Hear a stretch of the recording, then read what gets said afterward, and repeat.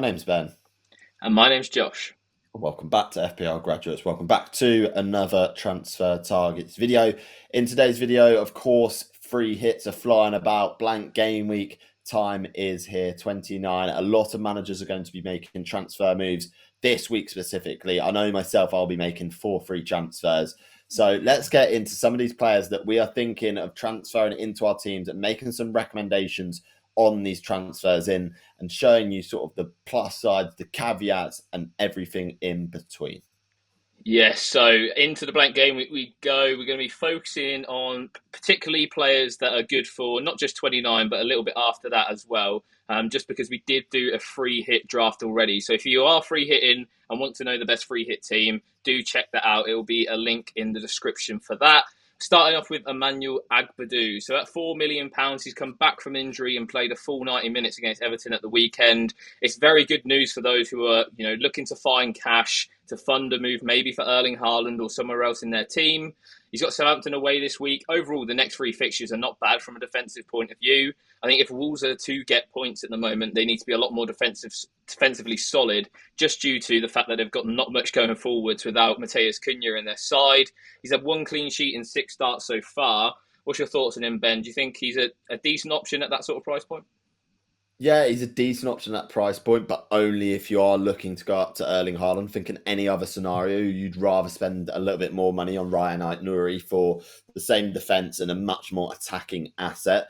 Of course, coming back from injury, brilliant, but we don't know how long the minutes are assured for, etc. So element of risk with that as well. But yeah, for me, at 4 million, he'd be one I'd be looking to have in if you are making that move up to Erling Haaland only. Okay, so next up, we're going to talk about Neco Williams from Nottingham Forest at 4.4 million. He's just a little bit more, but in terms of Forest defenders, very, very cheap, a lot cheaper than the other options that there are in the defence. He's on a run of a lot of 90 minutes in a row, which is fantastic. And of course, like we said, over the course of this entire season, Forest have been pretty decent defensively, albeit the last few weeks hasn't been as good as recently. However, off the back of a really good win in game week 28 and a good defensive performance as well. Neco Williams holds a bit of attacking threat, not the most in the world. I'd say if you are looking to spend that little bit of cash extra, you can get a lot more goal threat. So that's definitely one to bear in mind. Josh, at that price point, is he really good value? Yeah, I think he is. I think 4.4, you can't really get much for that value at the moment. Ipswich away for the blank is arguably one of the best clean sheet fixtures going. And you got United as well in game week 30. Obviously, a lot of people probably look to wildcard in 30, 31. So if you are going to need someone for 30, I don't even mind that fixture. United tend to be scoring extremely low XG chances at the moment. We saw that against Arsenal with the Bruno Fernandes free kick. Again, against Everton, they didn't accumulate much XG at all. So it's not a great attack from Man United. And I think that's what would interest me in playing him in that fixture as well. Like you mentioned, the attacking threat is not really there with Neco Williams. If I was going to go for that, I'd probably spend the money on Milenkovic just from that set piece threat. But outside of that, I think at that price point, you can't really complain with the defence that you're entering. Okay, so our third and final defender for this video is going to be Josko Gvardiol. Obviously, off the back of that 1-0 defeat, City are looking really need to pick up those points to get those Champions League places on lock. 7 clean sheets so far this season, which is interesting. I felt that was a lot more than I thought they would have had, given their run of form throughout this season. He's the top goal scoring defender in the league, so he does carry a lot of goal threat, as you can see. With his data there, with 5 attacking returns, they're all goals. He hasn't had an assist so far this season. In terms of the fixture, Brighton at home this week would be my main concern about a clean sheet. I don't think it's a great fixture for a clean sheet, despite it being at home. Brighton have caused many teams problems, and they look really good at the moment with João Pedro, Danny Welbeck as well, and Jorginho Ruta. So for me, it's not a lock and clean sheet. This is more of an attacking pick, I would say. Leicester at home, though, in game week 30 is a really nice one if you're obviously going to keep him for that game week, and I'd expect a clean sheet there. Ben, you own Gvardiol at the start of this season. What's your thoughts on him as an option going into this week? Yeah, genuinely a decent option. And I think at the start of the season, he got pretty much all of his returns, which was fantastic for me as an owner. But of course, there is an element of risk with the Brighton home game. But if you are holding that wild card an additional game week from that for that Leicester game, then perfect player to own for just the 2 game weeks. And of course, don't expect too much from that Brighton game, but the Leicester game is where you hope to see returns come from him. Yeah, like the City defence isn't the best, isn't the worst at the moment. Of course, we've known their struggles this season so far, but they are picking up clean sheets here and there, and they are starting to sort of tighten up a little bit more. Kusanov coming in as well has been a fantastic addition to that Cincy defence. So the clean sheet potential increases because of that. So yeah, I don't think he's a bad option at the moment. One that is on my radar is going to be on a lot of FPL managers' radars, but we've just got to sort of be aware of Manchester City as a team. And of course, like that Leicester at home fixture is so appealing. So that is going to sway your mind just a little bit. But yeah, all in all, not the best option, but also I'd say not the worst option at all if you're free hitting and if you're sort of looking at getting through this game week. Okay, so next up we are looking at Savinho, and at 6.2 million, I think he holds some really good value in that Manchester City midfield. Of course, relying on him being able to get those starts. We've seen rotation here and there, although Savinho hasn't been subject to that. Over the last 5 or 6 game weeks, he's been getting consistent minutes quite recently. Of course, between 60 and 70 is what we usually expect for him. 11 attacking returns so far, with 10 of them being assists. He's definitely won the assists more than he scores, and has had a decent amount of big chance involvement as well. Josh, 6.2 million, is it worth the risk to bring him in at that price point to potentially be rotated? Do you expect maybe a minimum of 1 start? What's your thoughts on him? Yeah, it's a tough one. Obviously, I feel like if you've got some form of bench coverage, I'd be tempted to go for it, just because especially if you're going to keep him for the 2 weeks, like we mentioned with Gvardiol with that Leicester fixture. For me, I think he is quite assured of minutes. He came off a little bit earlier against Forest, so I'd hope to say that he would start. But obviously, take that with a pinch of salt because Guardiola does what he wants. For me, I think he's probably my favourite midfielder out of the bunch at City. I'd prefer him over Foden at this present time. Goal threat is actually quite high, considering he's only got 1 goal so far this season. He does love a missed big chance. So, yeah, if he can score, in either of those games, I think you'd be pretty happy as an owner. He's super differential as well. So if you didn't want to go Haaland, but you wanted to hop on City, I think Savinho would be, in my top 3 picks from City as attack for sure. Okay, then, so into Bruno Fernandes next. Obviously, a little bit more pricier at the £8.3 million mark. Leicester away is obviously the prime fixture that we're going to be looking at for this game. United obviously have beaten Leicester, I think, 3 times so far this season in the cup competitions as well. So a good record against that team. Bruno just seems to be picking up consistent returns pretty much week in, week out at the moment. I think he's on 3 back-to-back double-digit hauls, if I'm not mistaken. A nice return against Arsenal, obviously, at the weekend. Could have easily had more as well. 7 goals and 9 assists. Obviously, the graphics were made before that Arsenal game. What's your thoughts on him, Ben? Would you be looking at him, or is he a bit too pricey? Yeah, I mean, he's at a decent enough price point that I think you can squeeze him in. Of course, it's going to put a bit of constraint on the rest of your team if you do. I think he's been consistent enough as well to warrant maybe at least that Leicester away fixture. The Forest away fixture, of course, isn't ideal, but even with the tough fixtures, Bruno seems to be returning, which is really positive to see. And of course, it's so dependent on his positioning on the pitch for Manchester United as well, and the system Amarin's playing, etc. So, yeah, I think in terms of a talismanic figure for Manchester United, very, very good. And for me, definitely a good option in that midfield. Okay, so next up, we're going to talk. We'll probably get all of the Forest mids in here. We'll start off with Morgan Gibbs-White, who seems to be fairly consistent in terms of returns. He is a little bit more expensive, though, at 6.5 million compared to some of these other options that we are going to talk about. I do think having Nottingham Forest attacking coverage as well as Chris Wood is going to be important for this game week. And then, like Josh said in the free hit video, Manchester United at home is not the worst fixture at all either. From an attacking perspective for Nottingham Forest in particular, that's not bad at all, because at home they can beat anyone, as we've seen last game week. Josh, what's the thoughts on Morgan Gibbs-White and getting into those other Forest assets?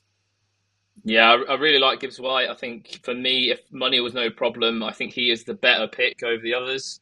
He doesn't have as much set piece reliability as what we've seen in earlier parts of the season. What I will say though is that in open play, he just seems the most dangerous in terms of when he picks up the ball and drives. He's usually, starting those attacks, getting assists and things like that. So, yeah, for me, I quite like him. Obviously, you could go for some of the cheaper options. We'll talk about Elanga now. 3 goals and 8 assists so far for him. Probably the second best, I'd say. I think I prefer him over Hudson-Odoi just about. He is getting subbed off a little bit earlier than Hudson-Odoi and Gibbs-White, though. So for minutes, the security is definitely with Gibbs-White, which is what you'd expect for the price tag. Obviously, he's super cheap, though, and I know a lot of people will be trying to drill into a cheap midfielder this week, especially with, obviously, the thought of maybe getting Erling Haaland. So between Elanga and Hudson-Odoi, like I mentioned, I personally prefer Elanga. If I had to rank them 1 to 3, it would be Gibbs-White, Elanga, then Hudson-Odoi. What about you, Ben, if you had to rank the 3 of them?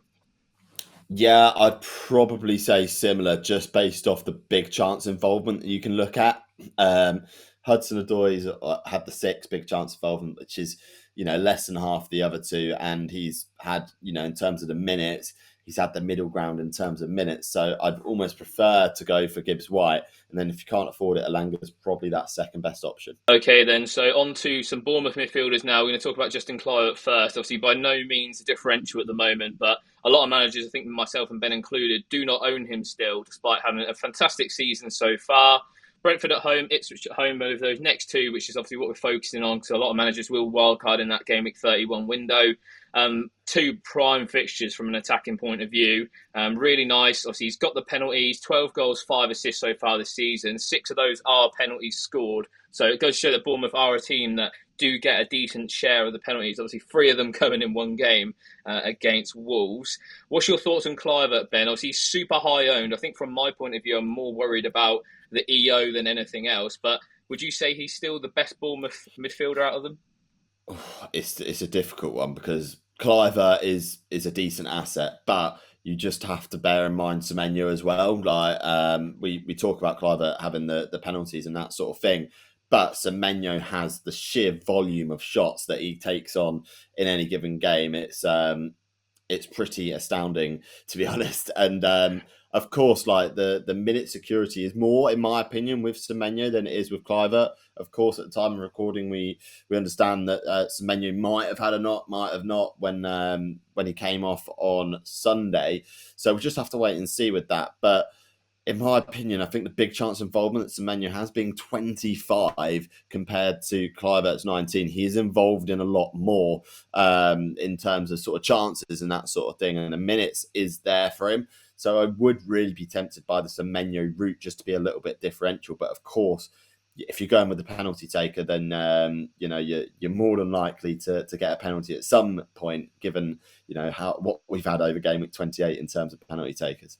Okay, so next up, we're going to talk about Chris Wood. Now, this is a player that I'm looking to transfer into my team this week. I've not owned Chris Wood all season, and it's hurt me quite a lot. So, the 18 goals and 3 assists, maybe sort of coming a little bit back down to the levels of performance and the XG output that we were expecting. He was massively overperforming probably 5 or 6 weeks ago, but that's leveled out a little bit now, which is actually sort of good for FPL managers that it's happening now. The big chance involvement is there for him. He's got the minutes. He's got the pens. It's one of those ones that if you don't have him already, absolutely bring him in for this blank game week. Yeah, 100%. I think, like you mentioned, obviously he's coming back down to reality, but he's had some tough fixtures in the last 3 as well. Let's not forget about that. Forest have some hard games there where they need to get results. So it's not always going to correlate to points to Chris Wood. Ipswich away, though, is one of those games where he does thrive and tends to get good hauls against the lower league opposition. We saw it against Leicester away, where he got a double-digit haul there. So I think it's definitely possible for him to come away with some big returns. Obviously on penalties, as we say. For me, he's just Mr. Consistent, really reliable. You can, if he does get a goal, the chances of him getting 3 bonus points are extremely high as well. So, yeah, something to take into account as well. It's not always just going to be a 6-pointer. Probably looking at an 8 or 9-pointer 9 times out of 10 when he scores. Okay, then. So next up, we're back to Bournemouth, and it's back with Evanilson. Really nice fixtures that we mentioned when talking about Kluivert and Semenyo. Evanilson obviously just coming back into the team from his injury, so immediately there's a doubt there potentially with 1, his minutes, and 2, can he stay fit for the game. Two really nice fixtures, as I mentioned. 5.6 million is actually a really cheap price tag at the moment for an FPL forward. There's not too much loitering around that sort of price tag, other than maybe Beto, who isn't in this video, but is a decent option as well if you want to consider him and need to scrape some more cash than the 5.6 million. What's your thoughts on Ben? Obviously, he got a return at the weekend against Spurs, so I think he'll be on a lot of people's radars. Would you consider a double up with him, or maybe just stick with the midfielders? I would absolutely consider a double up with him. Of course, if there's any doubt about Semenyo's fitness, then Evanilson's minutes become more secure, in my opinion. He looked fantastic against Spurs. Of course, like didn't look 100% there in terms of the fitness, etc. But he looked very sharp. He took his finish very well, and generally quite lively in that game. So yeah, 100% one to consider for this upcoming game week for the next two fixtures. Could be really good in terms of returns for him. And he seems to just link everything up quite nicely for Bournemouth, which is quite good to see. So yeah, in my opinion, I'm really quite hot on Evanilson because his price tag is so cheap. He's cheaper than Semenyo, he's cheaper than Clivert, so he's almost sort of put himself up in the Dango Atara conversation in terms of what we were speaking about a few weeks ago. Because he's a striker for Bournemouth, he's going to get the chances come to him. Okay, so next up, we're going to talk about Yoane Wissa, who has looked very good over the last few game weeks. But of course, the fixtures are going to get a little bit more difficult. I don't think that should sway you too much if you are looking to get some Brentford coverage, particularly for this week. Bournemouth will, concede chances, and Wissa could sort of capitalise on that. In terms of his open play XG and XA, we bang on about his expected goal involvement being really good from open play, which is really good and really positive for FPL managers. Of course, there's the minute security as well. So if you do have sort of a doubt about Evanilson in terms of his minutes since returning from injury, Wissa could be a good alternative, albeit a bit more expensive, which it might be a sticking point for managers who are comparing Evanilson Beto to him. But Wissa is definitely secure in terms of his minutes, doesn't tend to get injured all that often, and is producing the stats at least from a attacking perspective. Yeah, definitely. I think that despite it being two away fixtures in the next two, they're actually against pretty poor defences of recent weeks. Obviously, Bournemouth have not really looked the same without Zabarnyi. Obviously, he's still going to be suspended for game week 29. Newcastle as well, they're going to be without Lewis Hall, Sven Botman. We're yet to see, obviously, recording this Sunday night, how they sort of fare up against the teams without, those key assets for them.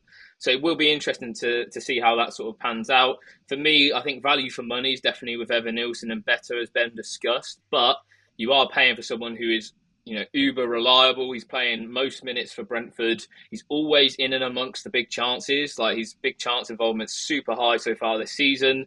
Been unlucky not to return in the last few weeks as well. He's had a few offside goals, which, if he's turning them into actual goals, I think a lot more people will be talking about him. Okay then, so on to the final player of this super long transfer targets video. We wanted to go through a few options because obviously it's a big blank game week. Lots of transfers are going to be made, and this is probably one of the biggest ones that you could make of them all. It's Erling Haaland at 14.7 million. We probably know already that he's not worth that value over a course of an FPL season, but is he going to be worth the value over the next two game weeks? Brighton at home and Leicester at home.